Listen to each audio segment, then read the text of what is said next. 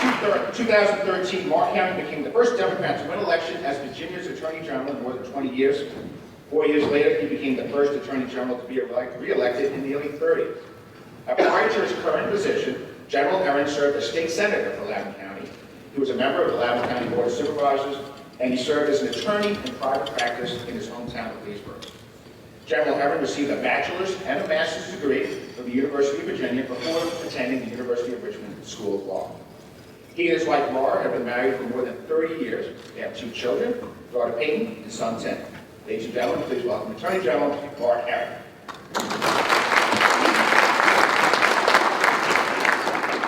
Now I'd like to introduce his challenger, the Republican nominee for the Attorney General of Virginia, Delegate Jason Miyares.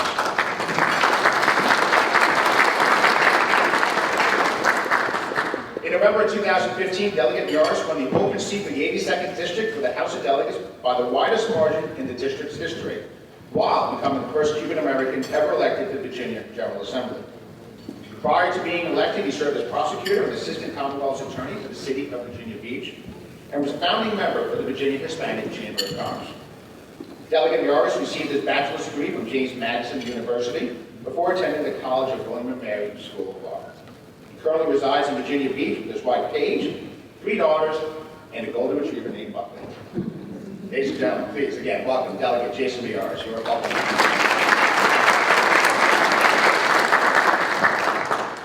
All right, in terms of the rules of the debate, we will begin with an opening statement. Delegate Miyares, you've chosen to go first.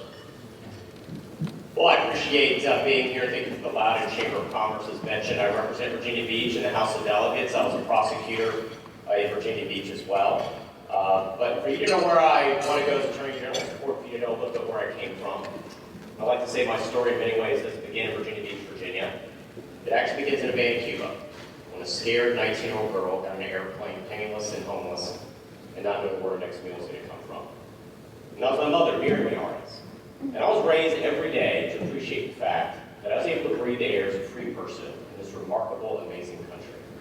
And that this nation has given more second chances to more people from more backgrounds than any country in the history of the world. So first of all, if your family came to this country seeking hope and opportunity, there's a good chance your family is a lot like my family. It'd be the biggest honor of my life to be your Attorney General. My mother fled Cuba in October of 1965, actually October 11th. Anniversary was just 2 days ago. And almost 50 years to the day that she left, she was able to go in the voting booth and get a ballot and vote for me to represent her in the oldest democracy in the Western Hemisphere, the Virginia House of Delegates. That's what I call the American miracle.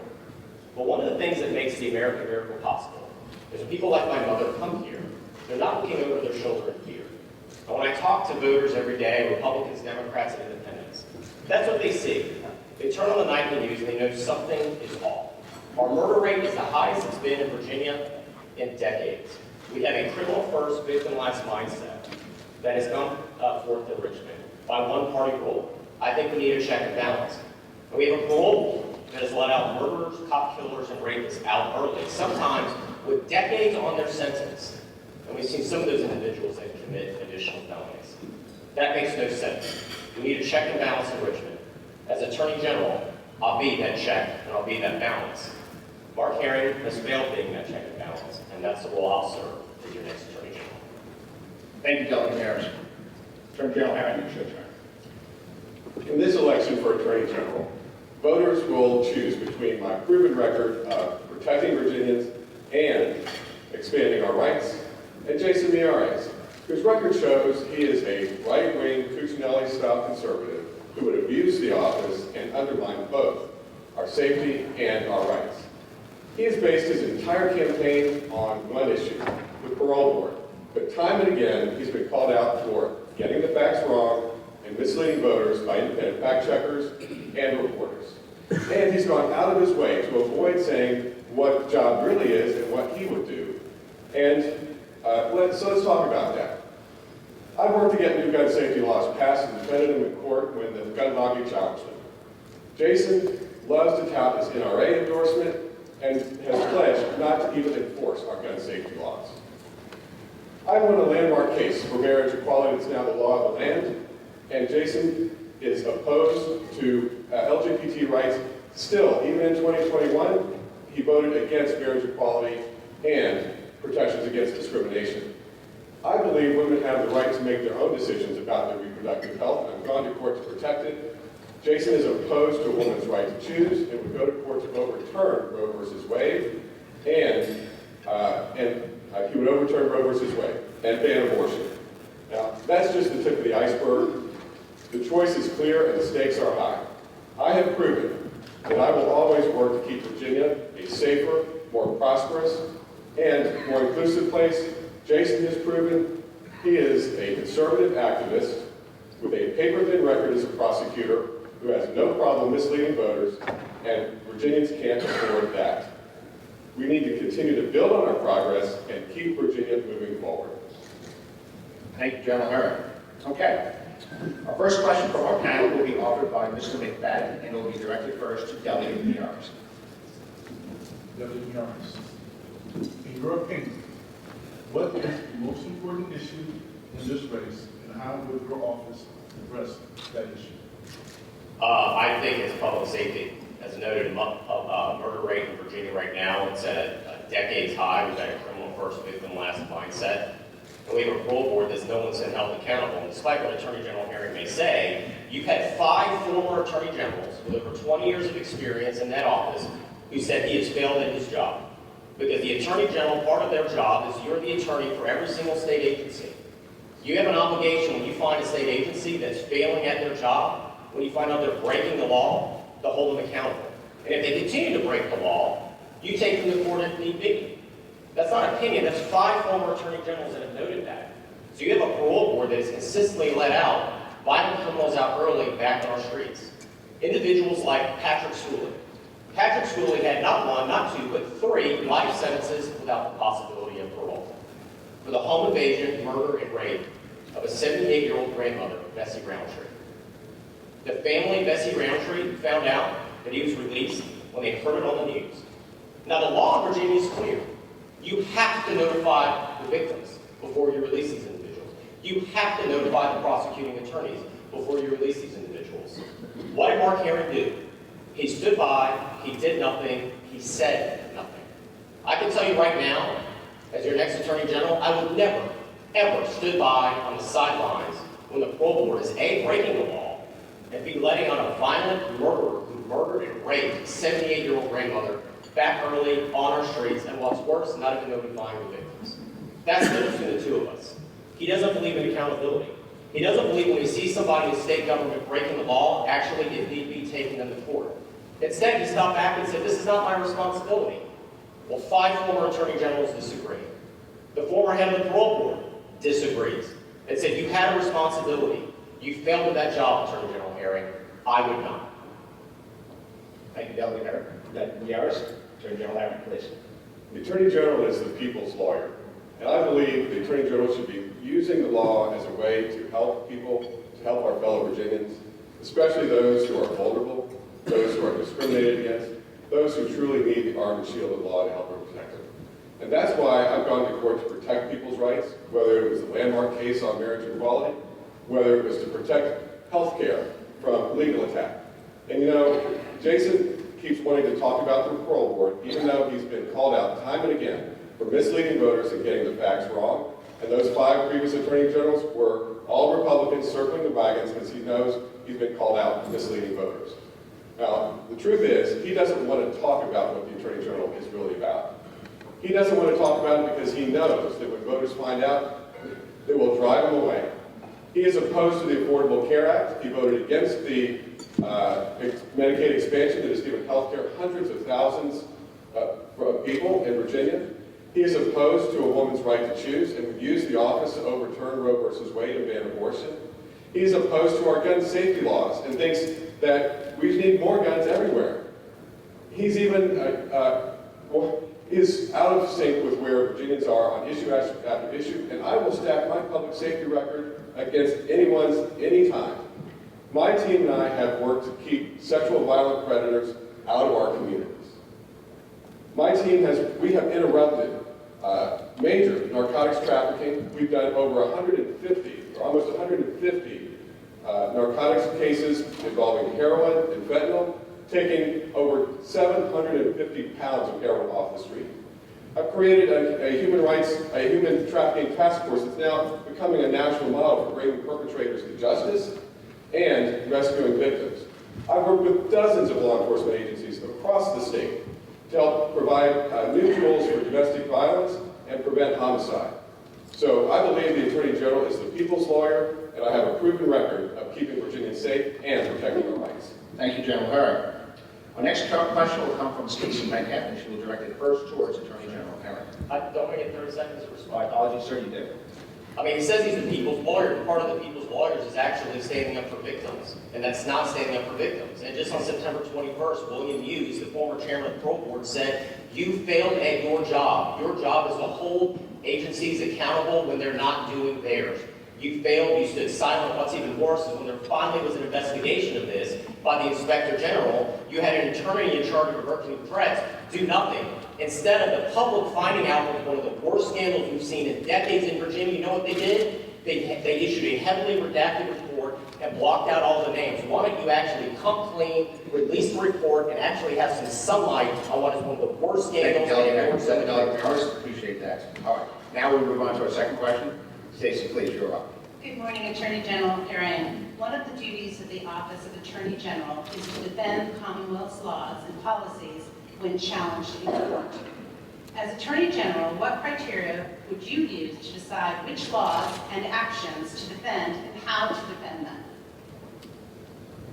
Well, first of all, it's important to make sure that the laws that are passed are in fact constitutional, and when they're challenged, the Attorney General has an important decision to make about what to do.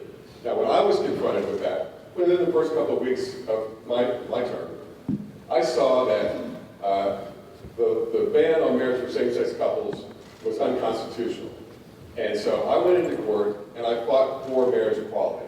And we won a landmark case. And it has meant so much to so many Virginians.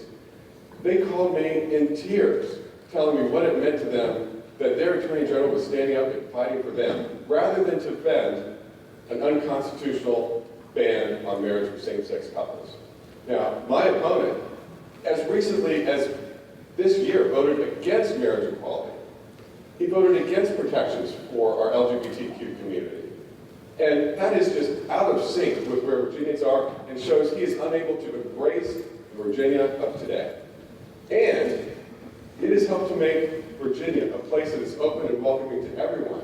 But Virginia has been named the best state in America for business, back to back.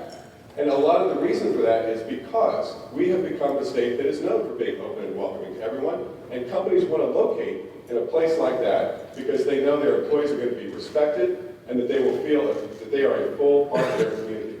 Now, my opponent, Jason, says he won't even enforce our gun safety measures, even though they're legal, they're constitutional, and that's not the kind of Attorney General we need. We need an Attorney General like me who will stand up and fight for Virginians and make sure that we are on the right side of the law and the right side of history. And it has made such a difference for so many Virginians, and they have told me it has literally changed their lives for the better. Thank you, General Herring. Delegate Miyares, your response. Listen, the day that I take office, I'm going to take an oath of allegiance to both follow the United States Constitution, the Virginia Constitution, and the laws of Virginia. It's not my job to supersede the judgment of the General Assembly and the government.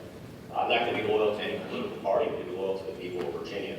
That's very different than Attorney General Herring, who has put everything to the partisan left-wing lens that has now captured, quite frankly, his own party. On issues like photo ID, which is broadly supported by the public, he decided just to arbitrarily not defend the law, even though even the last poll I saw, the majority of Democrats supported the idea of photo ID. Because at the end of the day, that's what protects election integrity as well.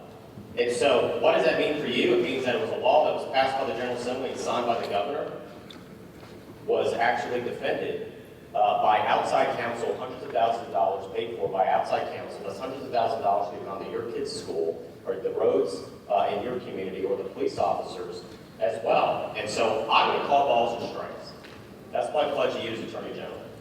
I think both parties at times have been guilty, but definitely in the last 8 years, you've seen everything in this office has been done by this left-wing ideology that has taken over that office as well.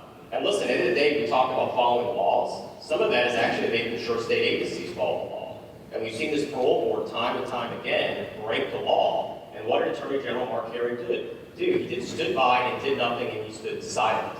I will never stay silent in that situation. I would actually speak up of the one group that sometimes is so often ignored in Richmond, the victims. I'll always have the back of the victims. Unfortunately, Mark Herring doesn't. Okay, thank you, Delegate Miyares. Attorney General Herring, you have 30 seconds for your rebuttal, please.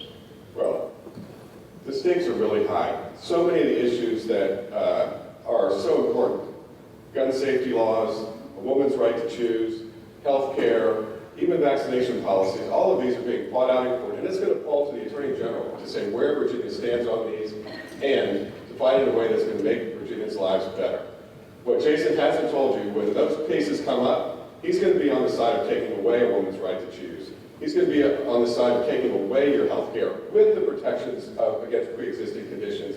He'll be on the side of not even defending our lawful gun safety laws. Thank you, General Herring. Okay, our next question will come from Dory O'Brien, who will direct it towards Delegate Miyares first. Good morning, Delegate Miyares.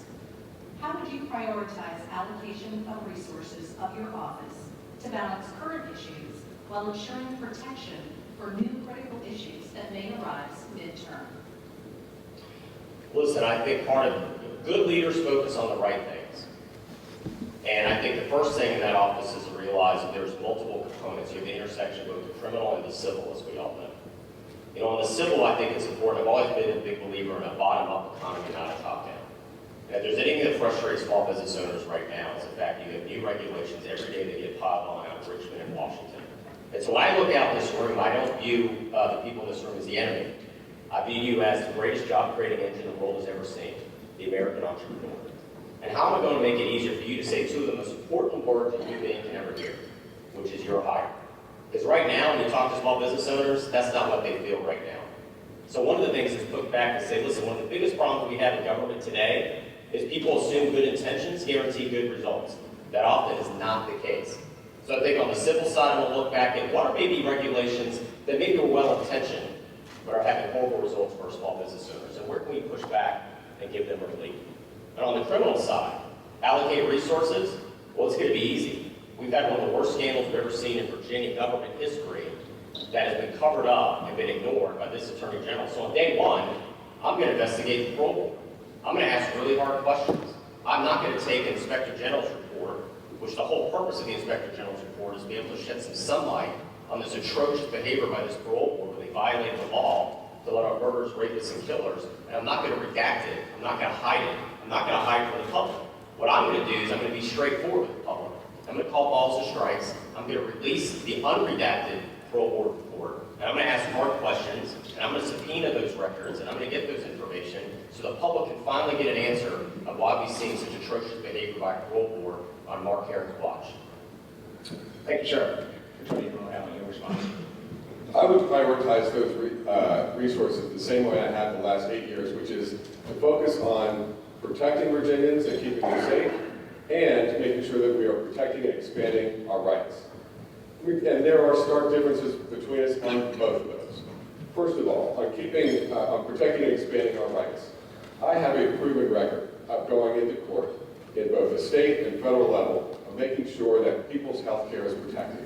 You know, I will never forget sitting around a table, listening to breast cancer survivors worry about what would happen if Republican AGs were successful in taking the Affordable Care Act away from them and the pre-existing conditions that are protected. They didn't know what they would do. And thankfully, we won in the Supreme Court not once but twice. I've also gone to protect a woman's right to choose because I know how important it is for women to be able to make their own health care decisions. Jason would devote resources to taking away those rights. I've gone to court to protect our LGBTQ community. I've gone to court and won time after time to remove symbols of Confederate propaganda because that's a distortion of our history and has been a huge weight on Black Virginians that needed to be removed. Jason is opposed to removing those symbols of white supremacy. He would fight to take away health care. He would take away a woman's right to choose, and we can't have that in Virginia. And on public safety, my team and I have worked tirelessly to keep Virginians safe. And we have removed sexual violent predators out of our communities. We have successfully interrupted major narcotics trafficking rings. We have put extra resources to go after perpetrators of child abuse, because nothing could be more important than protecting our children. That's how I would balance it, making sure that we are keeping Virginians safe and protecting and expanding our rights. Thank you, General Herrick. Delegate Miyares, you have 30 seconds for a rebuttal. Listen, there's only one candidate on this stage who failed to do their job and allowed state agencies to break the law, and that's Mark Herrick. And you stood by and did nothing. And when you talk about law enforcement, I'm proud of the fact that the Police Benevolent Association, which actually endorsed you 8 years ago, Mark, has endorsed me. I'm proud of the fact that I received the endorsement of the Fraternal Order of Police. I'm proud of the fact that I have Republican, Independent, and Democrat sheriffs from across the Commonwealth that has endorsed me. As Sheriff Schuler in Smith County noted, I didn't leave the Democratic Party. It left me by these anti-police tactics and anti-police rhetoric that is hurting and making Virginians less safe. He brags about his record of murder rates the highest it's been in two decades. That's not a record. Thank you very much, Delegate Miyares. Moving on to our next question, if you will, and Siobhan McFadden will ask this, and he will direct it towards Attorney General Herrick. Attorney General Harris, what role does the Attorney General's office play in ensuring Virginia has a strong and stable economy? And how would you work to protect the interests of businesses and other job creators? Well, the Attorney General has some very important roles, and let me start off by saying it's really good to be talking with you all as business leaders. As you know, used to be a member of this very chamber,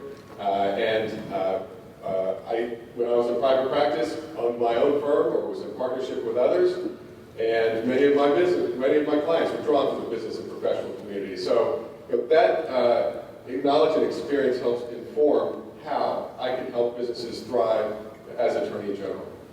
And one of the ways that we have really made sure that Virginia is a place that I would say is the best state in America for to live, to work, to raise a family, and to start and grow business in, is to make sure that we are a place that is open and welcoming to everyone. And that started right in the very beginning, when I walked into court and went in and fought for marriage equality, making sure that everyone felt welcome and a part of their community. It means standing up and protecting for women's reproductive rights. It means making sure that we're not perpetuating distortions of history with lost cause propaganda on public places. All of these things are really important to making a business climate that businesses want to grow and expand in, and that businesses want to move to. So that is a huge part of why Virginia was named Best State in America for Business back to back. And we need to continue that approach to make sure that we're continuing to do that. And I've also provided a consistent, steady interpretation of laws, because that's what businesses want. And I know that from my experience. They want laws that they can follow, regulations that are clear and simple and only used when needed, and make sure that laws are applied evenly, consistently, and fairly. I've provided that for the last 8 years, and that's the kind of Attorney General I will continue to be, to help promote Virginia and make sure that Virginia stays the best state in America for business. Thank you, General Herrick. Delegate Miyares, you have 2 minutes to respond to that question. 8 years ago, the Northern Virginia Chamber of Commerce endorsed Mark Herrick. Now they refuse to do so. Why? Because his failed anti-business record as Attorney General. As one business owner told me, every time he deals with the Attorney General's office, he feels like it's the Alice in Wonderland system of justice, the Queen of Hearts. First comes the sentence, then comes the trial. The reality is this is an anti-business Attorney General. There's a reason why there's literally hundreds of thousands of dollars of outside union special interest money that is funding his campaign. He literally has a division in his Attorney General's office, funded by an outside liberal special interest group. And you know what their job is? Their job is to go after Virginia businesses. That's their job. That's the difference between the two of us. I'm proud to have the endorsement of the NFIB. At the end of the day, we're 49th in the country right now in new business startups. 40,000 net new jobs the last 8 years in Virginia. 40,000. You want to know what North Carolina was? 400,000. Just last week, Ford Motor Company announced they're building 3 new plants. None in Virginia. 1 in Tennessee, 1 in Kentucky, 1 in the Carolinas. They bypassed Virginia. Why? Because right to work's on the ballot this fall. And if it wasn't, why are the unions funding Mark Herrick's campaign? And by the way, he's against the right to work amendment. I understand the repeal right to work would be the greatest job-creating engine for the state of North Carolina they've ever seen. But it would cripple our business and our ability to attract new businesses to Virginia. I can guarantee when you talk to Amazon HQ and others, Right to work is critically important for them. Project labor agreements, something that my opponent absolutely 100% support. I oppose, because a private sector employee, we shall let the free market make these determinations. And listen, my mother was a member of a union, but no one should be forced to join a union in order to be able to keep their job. That's Mark Herring's view of the economy. I would enable you to be able to thrive, hire, and say you're hired to more and more people every day. That's my job, and that's going to be my role as Attorney General. Thank you so much, Delegate. General Herring, you have 30 seconds for rebuttal. I am a pro-business, pro-opportunity Attorney General. And every single day, my team and I work to build safe, successful communities all across the state. And I'm glad Jason brought up Amazon. Do you think Amazon would have come to a state that wasn't open and welcoming to everyone, that tried to further marginalize LGBTQ Virginians, that tried to take away a woman's right to choose, that would perpetuate lost cause propaganda, that wouldn't even enforce our gun safety laws? No. The kind of business climate that we've set is one that attracts business and helps it grow. Thank you, General Herring. Okay, our next question will come from Stacy Metcalf, and she will direct it towards Delegate Miyares. Good morning, Delegate Miyares. The Office of Attorney General works closely with law enforcement to combat cyber threats and promote secure and safe communities. How will you work to protect small business from current and future cybercrime and ransomware attacks?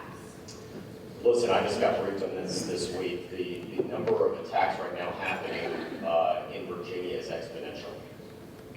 And it's shocking. And what's crazy is the non-state actors. We just saw a $6 million ransom that got paid earlier this year on the pipeline, and that now means non-state actors have 6 million reasons to attack our infrastructure, and they are. And it's actually quite sobering where we're at. The realm of cyber warfare is only going to get more and more aggressive. So one of the first things I would do is set up a special task force within AG's office to make sure, one, our electric grid, our power grid is absolutely secure, because that would be one of the most critical, devastating impacts we'd ever have that would ever impact our country. I think as well, I just recognize within that office that it means that you're working with law enforcement and business. And whenever there's a data breach, this is what I hear from so many businesses, they've been victim of a crime. They themselves are victim of a felony. But too often we see liberal attorney generals from around the country that when somebody's the victim of a data breach, even though they're the victim of a data breach, they're treated like they're the criminal. The reality is they're not. They've been the victim of a crime. So I believe in being collaborative. I want to sit down with these different companies and say, listen, let's first of all make sure this doesn't happen again. But recognize that you've been the victim of multiple felonies or something than a data breach, and find a way to make sure that your data is absolutely secure. I think that's a very, very different mindset. I think too often when you talk to different companies, they feel like liberal attorney generals like Mark Herring, they just treat it like a political football. That when they have a problem, then the first time I find out about it is when they read about it in the paper or there's a press release. The reality is I'd rather work with the companies and say, listen, I recognize you're the victim of a crime. I recognize this is devastating for you and your employees. And I want to work with you, not against you, to make sure this never, ever, ever happens again. That's going to be my goal and my role as Attorney General. Collaborative, not attacking. Thank you, Delegate. Attorney General Herring, you have 2 minutes to respond. So we work closely with both law enforcement and business on cyber crimes in a number of different ways. And one is to try to make sure that businesses have the tools that they need to help try to guard against those types of attacks. And it's also really important to recognize that that it's important to make sure that they are doing everything they can to protect the data, because all of us have an interest in making sure that personal information that is stored on vast systems is safe and is protected. Otherwise, so many people can become the victim of identity theft and other ways. We also have another part of our computer crimes unit that goes after predators who would prey on our children. And we work really proactively to help inform parents about how they can protect their children from online abuse. And we do it in a lot of different ways. And we have also invested in new technology to help protect children and making sure that we're doing everything we can to help rescue them when they are abused. So there are a lot of elements to the computer crimes, but a big part of it is also working with our federal partners, our federal law enforcement partners, because oftentimes the perpetrators of these cyber crimes They're not in Virginia. They may not even be in our country. They may be halfway around the world. And it's really going to be important to have an Attorney General like me who continues to work productively and cooperatively with our federal law enforcement officers to ensure that our businesses are as protected as possible and that our children are as safe as possible. Very good. Thank you so much. Delegate Miyares, you have 30 seconds. I'm glad he's talking about predators. You know who else is a predator? David Simpkins. David Simpkins had 56 prior felony convictions, including 14 prior armed robberies, forcible sodomy, and abduction. He was supposed to be in the prison to the year 2066. You know what happened? He got out 46 years early. You know what he did with his 56th chance to get his life straight? He committed his 57th felony. He walked into a convenience store, put on a mask, held a gun up to the head of a young clerk. As the prosecutor noted in that case, David Simpkins should have never, ever been in a position to harm anyone in our community ever again. But he was, by this very parole board that Mark Karen will hold accountable. Thank you so much, Delegate. Okay, our next question will come from Dory O'Brien. She will direct it towards Attorney General Herring. Attorney General Herring, in considering whether Virginia should enter into a multi-state legal action against a private business or industry, what criteria or circumstances are most critical to your decision? So, as Attorneys General, we very often work together on large investigations that involve companies that are national or global in nature, and there are serious allegations of harm or criminal activity or other violations of law. So the criteria I use is really, first of all, what law may have been broken, and also what's the harm to Virginians. And where a company has violated the law and harmed Virginians, then I'm going to want to do everything I can to help make Virginians whole and make sure that they are protected, not just from the one incident that they may have experienced, but that going forward that they're protected and kept safe.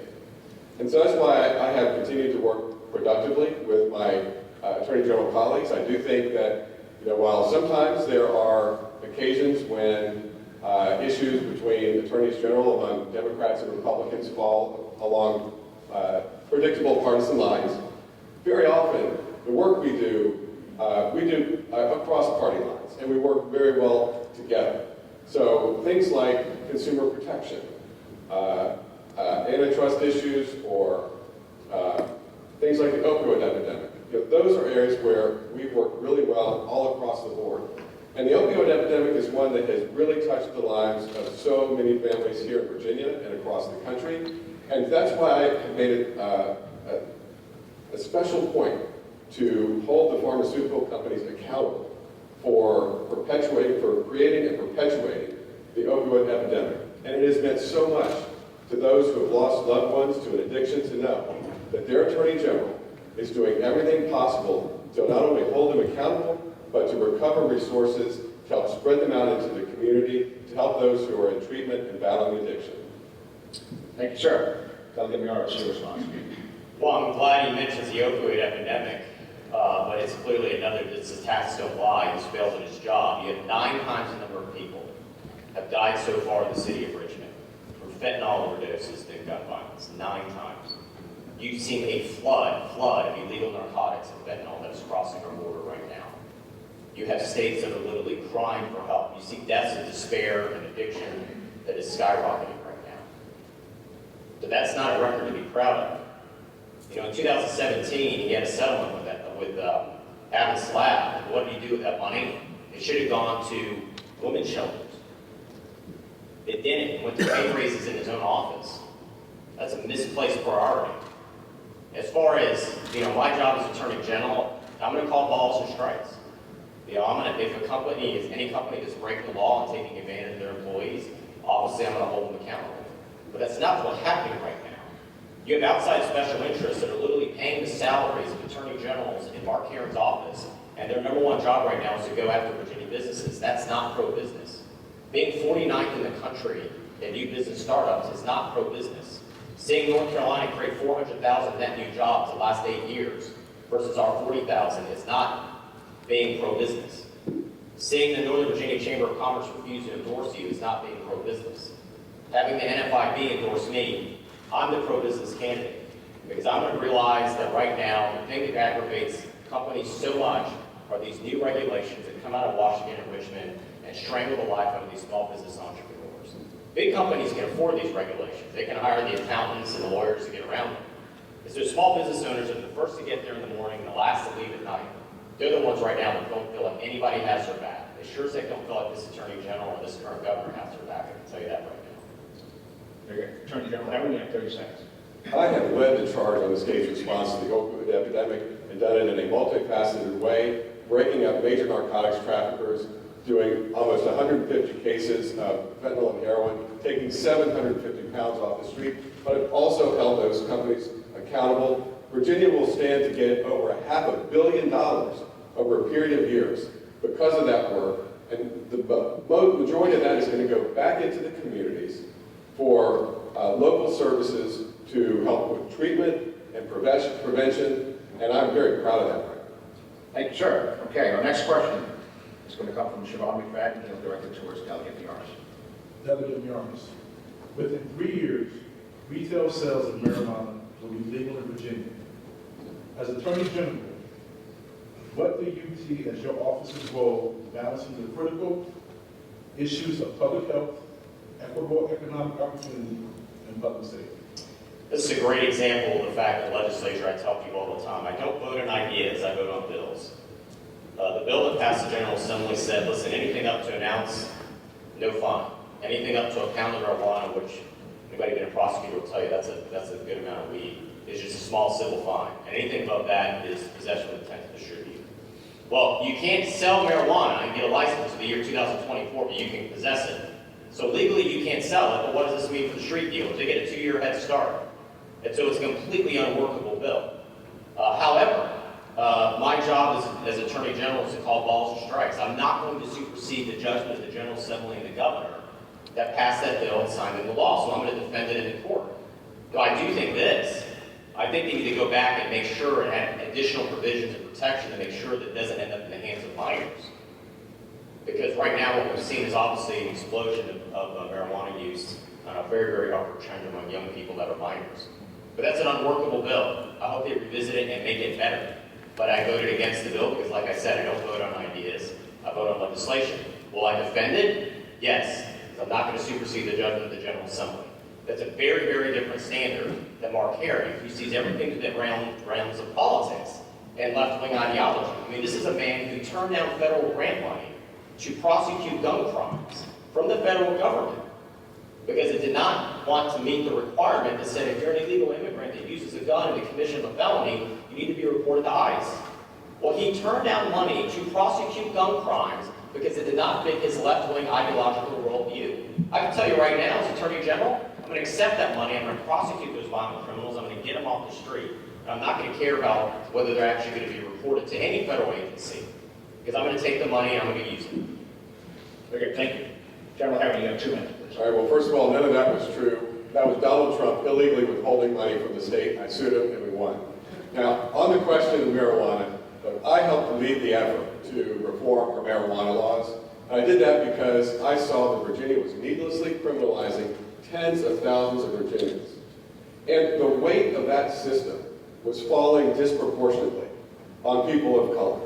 And it was the #1 on-ramp into the criminal justice system for black Virginians, and it needed to change. And so I led that effort, and legalizing it was the right thing to do. Jason fought it. He was opposed to that. He was opposed to legalizing possession of small amounts of marijuana for adults. And, you know, back when he was a junior prosecutor for a couple years, a lot of the crimes that he led, you know, if it wasn't busting people for a broken taillight, it was putting them in jail for possession of small amounts of marijuana. So we've made a lot of progress in reforming that. We still have work to do. And it's really important that as we move forward, we make sure that small businesses have an opportunity to participate. We need to make sure that revenues go into those communities that have been hardest hit by the war on drugs. And we need to make sure that black businesses have an opportunity to participate in those as well. And that's what I've been doing as Attorney General, to make sure that those opportunities are available. There's going to be more work that needs to be done on the law, but the key here is that as Attorney General, I have led on that because of the need to reform our criminal justice system and make it more fair. And Jason fought us every step of the way. And he is an example of why we needed to reform our cannabis laws. There you go. Sir. I guess the prosecuting attorney records that he supports, the people who endorsed in his campaign, like the Loudoun Commonwealth's attorney who said domestic violence deserves a social response, not a criminal response, or the Fairfax Commonwealth's attorney who's endorsed you, who just gave an individual that raped a 5-year-old girl 17-year sentence and will be eligible for parole in 10 years. And those are the type of prosecutors you admire, Mark. You can have them. I think it's tragic what has happened in Northern Virginia with some of these so-called social justice Commonwealth's attorneys that have completely ignored the victims, sometimes over the victims' objections to create plea deals. And so I call balls and strikes, and there is no victimless crimes. Thank you so much, Delegate Miyares. Okay, our next question is going to come from Stacey Metcalf, and she'll direct it towards the Attorney General. Attorney General Herring, how will your management practices as Attorney General reflect a full commitment to diversity and inclusion within your office? And how will you seek to reduce the impact of unconscious bias in how your office enforces the law? So we are at a moment where we need to do everything we can to expand diversity and inclusion, which we're doing in our office. We have a very diverse staff that is comprised of world-class lawyers and professional staff. But it's also important to make sure that we're leading on laws that reflect the diversity of our state. And the marijuana reform that we just talked about was a big part of that, because the weight of criminalizing marijuana was falling disproportionately on Black and brown Virginians, and that needed to change. And something else that needs to change is perpetuating the lost cause propaganda in our public spaces. I have worked tirelessly and gone to court and won time and again to remove these symbols of Confederate propaganda from our public places, winning an important case to take the Confederate flag off of license plates, winning an important case to make sure that the statue of Robert E. Lee on a very prominent public place in Richmond comes down. Jason was opposed to the statue coming down and thinks that those symbols should stay up. He even voted against the law that would allow local communities to make decisions on those, like the one right here in the courthouse in Leesburg. Now, how do you tell a Black man or a Black woman you're going to get a fair hearing inside this room when the courthouse is literally physically blocked by a monument that to a system that would have enslaved and has enslaved millions? You can't. And that's why it's important for us to be looking at all of the laws that we have to make sure that we are doing everything we can to promote the diversity and inclusiveness that reflects the Virginia of today. Thank you, sir. Delegate Miyares, your response. One of the ways that we reflect the diversity of Virginia is by electing me. I'd be the first Hispanic ever elected to any statewide office in Virginia history. I'd be the first child of an immigrant ever elected as Attorney General, the first child of an immigrant in 225 years. So as I noted before, anyone that has come to this country, they know this is a remarkable nation. And so as I love talking to what I call our new Virginian family, my favorite thing to do as a delegate is to speak at naturalization ceremonies. The last one I spoke at, there were 116 people from 57 different countries. Because it was one of my earliest childhood memories, was seeing my mother become a U.S. citizen. When you see those Virginians stand up and they take that oath of allegiance to this remarkable country, you see how much they've given up. You see the tears on their faces. And I love to tell them, it is one of the honors of my life to be among the first to welcome you into our American family. And we may squabble, we may fight, but at the end of the day, we have so much more that unites us than divides us. A wise Marine once told me this. He said, if you go across and you walk along the hills of Arlington National Cemetery, and you see those crosses, and you see those stars of David, there's not an R or a D next to any of their names. To always be mindful that someone who maybe thinks differently than you politically has given the last full measure of devotion for this amazing country. That would be the spirit and my attitude as Attorney General. That would be the biggest honor of my life to lead the men and women of that absolutely remarkable office. And that would be the role I would take as Attorney General. Thank you, Delegate. General Herring, you have 30 seconds, please. So we're here right here in Loudoun County, And when I grew up here, there really wasn't a lot of diversity, but as Dulles Airport grew and we opened our arms to people from all walks of life and all over the world, you know, our region grew, it became more economically dynamic, and it was for the better. That kind of diversity is a strength and is a real asset, and it is that philosophy that has really informed my work and views on diversity in Virginia. Thank you so much, Attorney General. Okay, on to our next question, please. Will come from Dory O'Brien, and she will direct it towards Delegate Miyares first. Delegate Miyares, if you were to prevail in this campaign, what bills would you submit for the General Assembly's consideration in the next legislative session? Well, I'll tell you, one of the bills I actually announced it last week, and I confirmed that Governor Glenn Youngkin would sign that bill, would be any Commonwealth's attorney that decides they're not going to fully prosecute to the fullest extent of the law a child sex rape case or domestic violence case.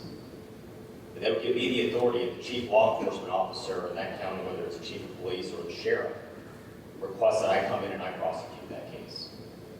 I mentioned before the case in Fairfax County, where a 5-year-old girl was raped and molested over the course of a year. The individual was eligible for life without parole.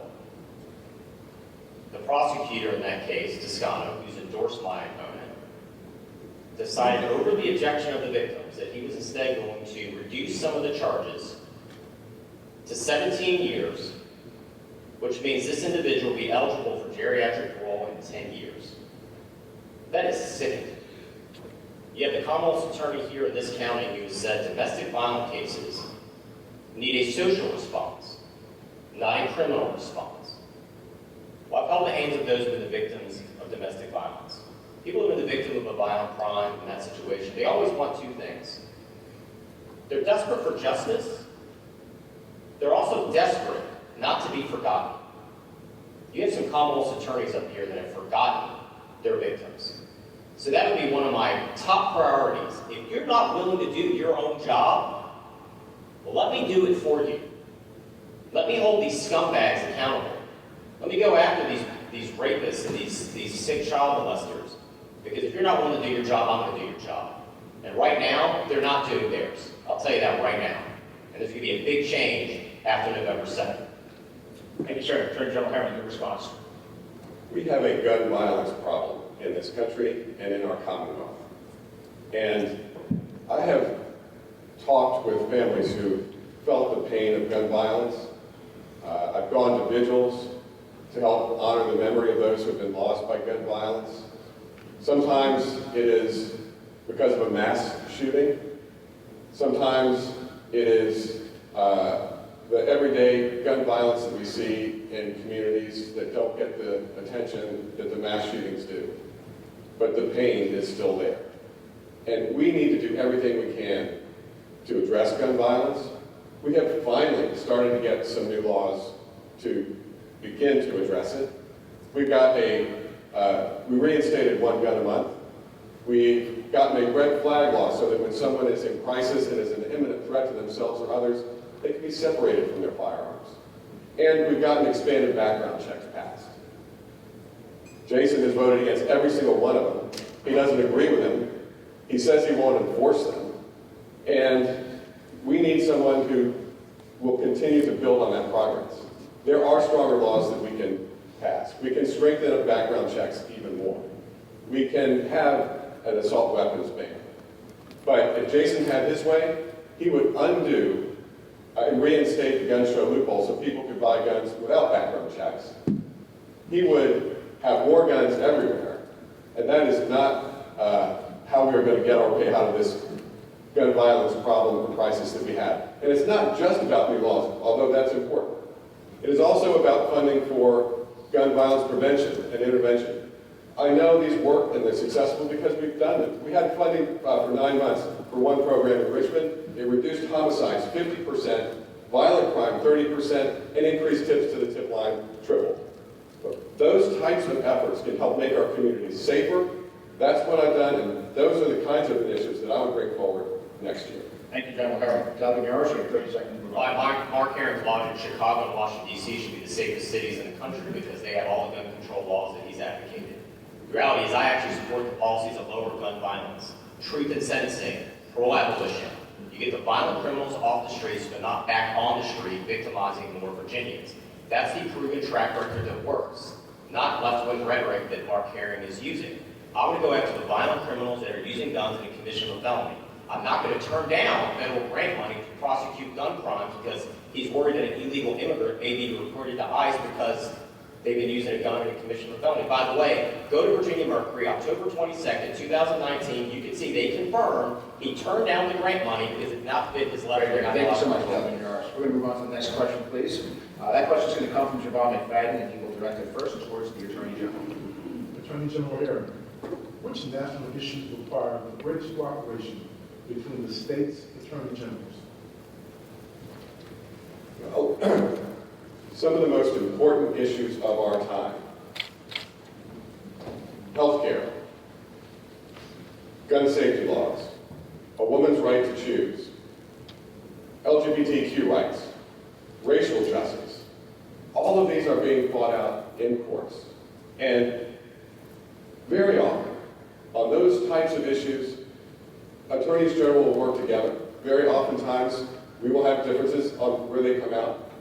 But it's going to be up to the Attorney General in Virginia to say where Virginia stands on these, and to fight in court in a way that will keep Virginians safe and protect and expand their rights. That's the kind of Attorney General I've been for the last 8 years, and we know these issues are going to continue to come up. It's happening real time. In the law, the anti-abortion law out of Texas, I worked with a group of other attorneys general in court with the Justice Department to block that law. And we're doing everything we can to help protect a woman's right to choose here in Virginia. We're in the Supreme Court right now trying to protect a woman's right to choose because of a law coming out of, an abortion ban coming out of Mississippi. There's another one out of South Carolina that I'm working on to protect a woman's right to choose. It's in the federal appeals court in Richmond. These are the kinds of cases that require cooperation, just like blocking Trump's Muslim ban. You know, we work together to make sure that Virginians were protected, that their rights were guaranteed, and that's the kind of Attorney General I'll be. But Jason Miyares would do the opposite. He would go to court to take health care away from me because he's opposed to the Affordable Care Act with its protections for pre-existing conditions.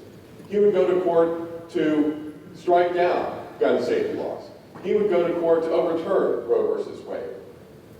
We can't have an Attorney General who is wildly out of step with where Virginians are on issues that matter most to them: their safety, their health care, and the right to be treated equally. Thank you, sir. Delegate Miyares, your response. You know, Attorney General Herring, you can't claim you're pro-woman and then be silent in the case of Gregory Joyner. Gregory Joyner abducted, raped, and murdered a 15-year-old girl, Sarah Jameson. He was given life without the possibility of parole. They announced in November of 2020 he was getting released. He's still in his 40s. He didn't actually hit the streets until April of 2021.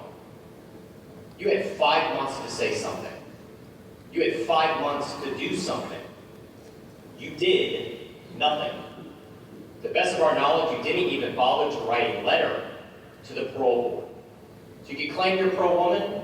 It's not being pro-woman when you stand by and you stay silent while somebody that raped and murdered a 15-year-old girl is getting out back on the streets while he's still in his 40s. It was public information in November. The Commonwealth's attorney in Richmond, who I met with, was begging for help, begging for attention on this horrific case. You absolutely did nothing. You have certainly tweeted out and bragged that you have turned your office into, quote, a progressive powerhouse. Well, I can tell you on behalf of the victims, so many people right now that feel like nobody has their back and they're being ignored. I want to think the Attorney General's office zeroed in on the rights of the victims and give them a voice. Because right now they're voiceless. There's no check and balance in Richmond. Right now, this is what a failed record as an Attorney General looks like. And I'm going to change course as soon as I take office. Very good. Attorney General, you have 30 seconds to reply. Well, once again, Jason is trying to blame me for decisions I didn't make. He knows that I don't make those decisions. It's with the parole board. And he's been called out time and again by independent fact checkers and reporters for getting the facts wrong and misleading voters. And the truth is, I work with victims every single day in our office, and I care deeply about them and want to help and support them as much as possible, which is one reason why I eliminated the backlog of untested rape kits in this state that has meant so much to survivors of sexual violence, because they know their Attorney General is standing with them. Very good. Thank you so much, Attorney General. All right, the next question will come from Stacey Metcalf, and please direct that towards Delegate Miyares first. Delegate Miyares, both of you gentlemen have enjoyed distinguished careers in the law and public service. Tell us one thing you admire about the record or achievement of your opponent. Listen, I admire anyone who makes the sacrifices of public service, as Attorney General Herring has. I know the toll that it makes on a family. The three diamonds in my heart are Gabriella and Sophia. And, I have a lot of people sometimes who ask me about running for office and say it's one of the most satisfying and challenging things you ever do. But realize no matter what you do, there's going to be about 40% of the population that doesn't like it. And that's what leadership requires. It means making hard decisions. I got home late last week, and my oldest daughter, Gabriella, saw me and she said, "What are you doing here?" I said, "Well, I live here." Almost every person in public service deals with that. They miss birthdays, they miss those special moments because they truly want to give back. I think one of the worst aspects that have happened in our modern political discourse, I want to be clear, both parties are guilty of this, is the coarseness has entered our political discussion. And one of the worst parts is questioning the motives of the people you disagree with. I want to have big debates and big ideas. And, I think Attorney General Herring is very sincere. I think we have profound disagreements on a host of issues. But I'm not going to question his motives. I think we just view the world very differently, and we want to, in many ways, you want to achieve the same thing, but you want to get there in a different manner.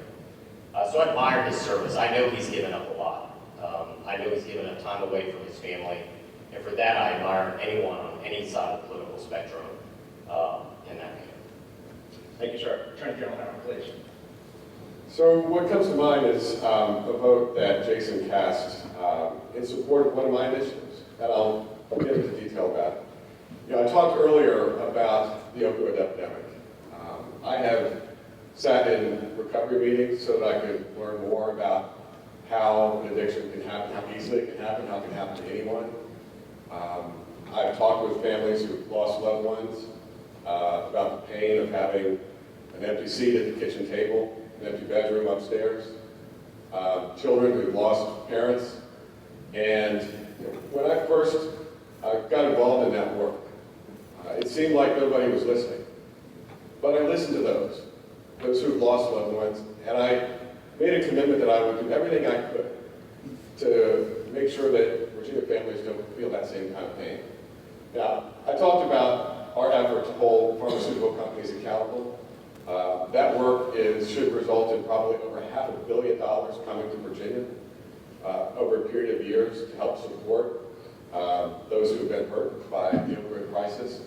And I brought forward legislation to create an opioid abatement authority, comprised mostly of people who are on the front lines of this, and to make sure that as much money as possible would be directed to those who need it most in communities around the state.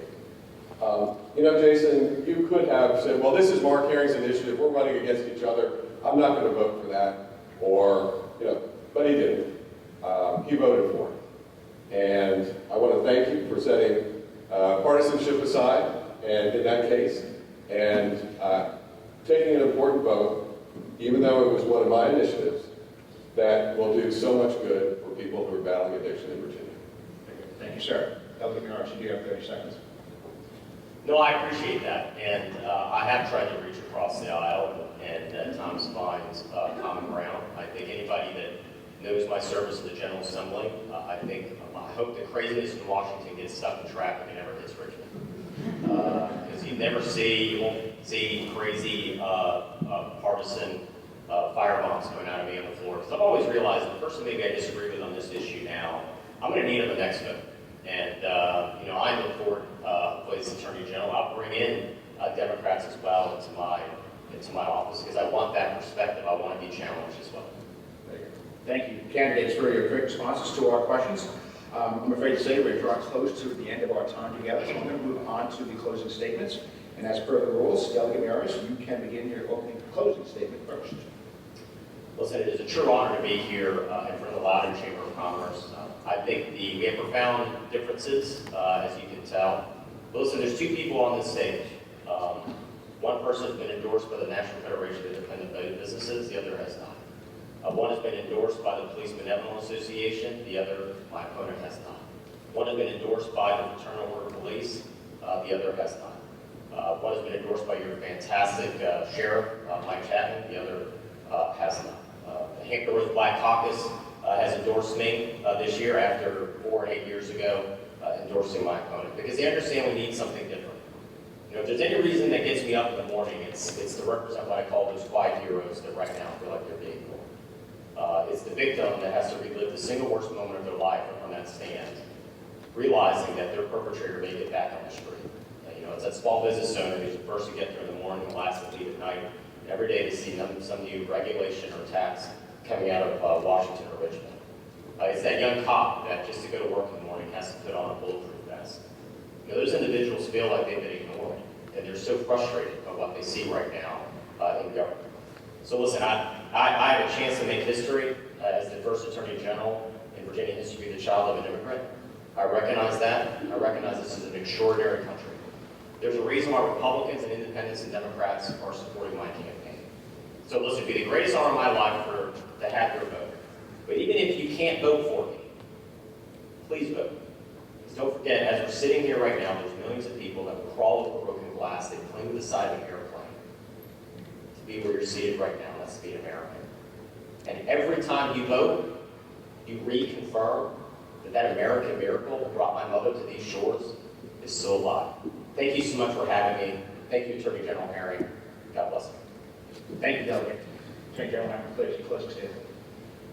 Well, first of all, I want to thank all of you for being here this morning. I'd like to thank the Chamber for hosting the debate. I think one thing that you all saw, and I think Virginians would expect that, we had a very spirited discussion on important issues facing Virginians. But something else is clear, that there are stark contrasts between the two of us on where we stand on issues that are of great importance to Virginians. Our safety, our health care, our right to be treated equally. And on issue after issue, Jason's record shows he is a right-wing, Cuccinelli-style conservative who is out of step with where Virginians are.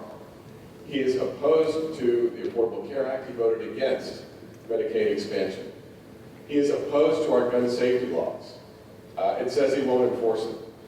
He's still, in 2021, shockingly, anti-LGBTQ and won't support protections from discrimination. You know, on issue after issue, he is out of step with where Virginians are, and it is going to fall to the Attorney General on all of these issues to be saying in court where Virginia stands and how to fight in court in a way that protects Virginians and expands and protects our rights. And that is the kind of Attorney General I've been. Someone who has shown, my record shows, I will always fight for a Virginia that is safer, more prosperous, and more inclusive. And that is the stark contrast between us and the choice that is in front of voters. And that is why I'm asking that we continue to build on the progress we've been making, keep Virginia moving forward, and that's why I'm asking for your continued trust and your vote on or before November 2nd. Thank you all so much for having me. Thank you, Attorney General Mark Herring. Ladies and gentlemen, can I ask you to please join me in thanking Attorney General Mark Herring and Delegate Jason Miyares for joining us.